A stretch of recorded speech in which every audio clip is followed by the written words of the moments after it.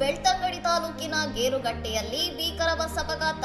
ಚಲಿಸುತ್ತಿದ್ದ ಬಸ್ಸಿನ ಬಾಗಿಲು ತೆರೆದು ಇಬ್ಬರು ವಿದ್ಯಾರ್ಥಿನಿಯರು ರಸ್ತೆಗೆ. ಮಂಗಳವಾರ ಬೆಳಿಗ್ಗೆ ಗೇರುಗಟ್ಟೆಯ ರೇಷ್ಮೆ ರೋಡ್ ಬಳಿ ಖಾಸಗಿ ಬಸ್ಸಿನಲ್ಲಿ ಸಂಚರಿಸುತ್ತಿದ್ದ ಒಂದೇ ಮನೆಯ ಇಬ್ಬರು ವಿದ್ಯಾರ್ಥಿನಿಯರು ಈ ಅವಘಡಕ್ಕೆ ತುತ್ತಾಗಿದ್ದಾರೆ. ಗಾಯಾಳುಗಳಲ್ಲಿ ಒಬ್ಬಾಕೆ ಪಿಯುಸಿ ವಿದ್ಯಾರ್ಥಿನಿಯಾಗಿದ್ದು, ಮತ್ತೋರ್ವಳು ಇಂದು ಎಸ್ಎಸ್ಎಲ್ಸಿ ಪರೀಕ್ಷೆ ಬರೆಯಲು ತೆರಳುತ್ತಿದ್ದಳು ಎಂದು ತಿಳಿದು ಬಂದಿದೆ.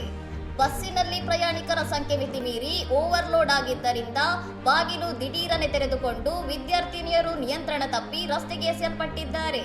ಗಂಭೀರವಾಗಿ ಗಾಯಗೊಂಡಿರುವ ವಿದ್ಯಾರ್ಥಿನಿಯರನ್ನು ತಕ್ಷಣವೇ ಬೆಳ್ತಂಗಡಿಯ ಖಾಸಗಿ ಆಸ್ಪತ್ರೆಗೆ ದಾಖಲಿಸಿ ಚಿಕಿತ್ಸೆ ನೀಡಲಾಗುತ್ತಿದೆ. ಖಾಸಗಿ ಬಸ್ಸುಗಳ ಅತಿ ವೇಗ ಮತ್ತು ನಿರ್ಲಕ್ಷ್ಯದ ವಿರುದ್ಧ ಸಾರ್ವಜನಿಕರು ಆಕ್ರೋಶ ವ್ಯಕ್ತಪಡಿಸಿದ್ದು, ಸುರಕ್ಷತಾ ಕ್ರಮಗಳ ಬಗ್ಗೆ ಕಠಿಣ ಕ್ರಮಕ್ಕೆ ಆಗ್ರಹಿಸಿದ್ದಾರೆ.